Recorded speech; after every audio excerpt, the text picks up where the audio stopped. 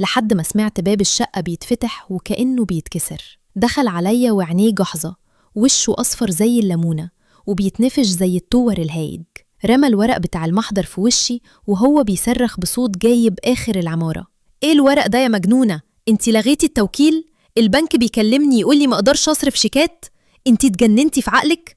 انتي ناسية أنا مين وأقدر أعمل فيكي إيه؟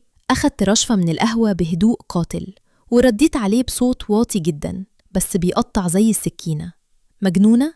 لأ، أنا عقلت وعرفت إن المال مالي والشركة شركتي والفلوس اللي بتتنطب بيها دي من شقاية وذهبي. انت مجرد موظف عندي وانا خلاص استغنيت عن خدماتك. قرب مني وكان هيمد ايده يضربني.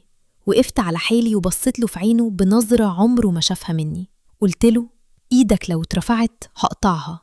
انت خلاص بقيت على الحديدة، لا معاك صلاحية تمضي ورقة ولا تسحب جنيه.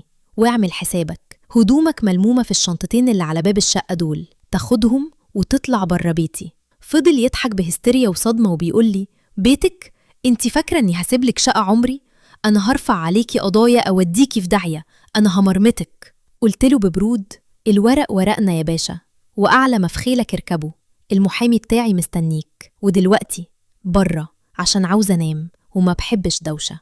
طردته بره الشقة وقام البواب والعمال منزلين شنطة وراه. في لحظة الباشا المغرور اللي كان بيقرف من الأكل وبيكسر الأطباق لقى نفسه في الشارع بشنطتين هدوم.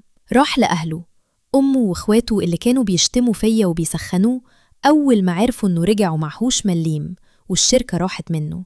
قعدوه عندهم يومين 3 وبعدين بدأوا يشتكوا من ضيقه المكان والمصاريف.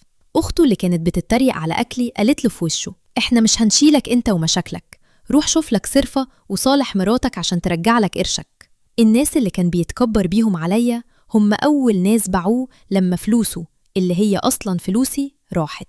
جه وقف تحت الشقة بيبكي بالدموع، بيبعت لي رسايل يتوسل لي أسامحه، بيقول لي: أنا كنت أعمى، حقك عليا، نرجع ونبدأ من جديد.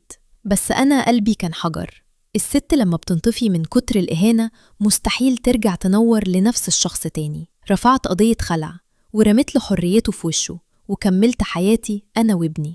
كبرت شركتي وعيشته معززة مكرمة، وهو رجع يدور على أي وظيفة بمرتب ملاليم عشان يفتكر دايماً إن النعمة لما بتتهان بتزول، وإن الست اللي تبيع دنيتها عشانك لو جرحت كرامتها هتشتري نفسها وهتدفعك التمن غالي قوي. يا ترى لو انتي مكانها الضربة دي كانت هتكسرك للأبد؟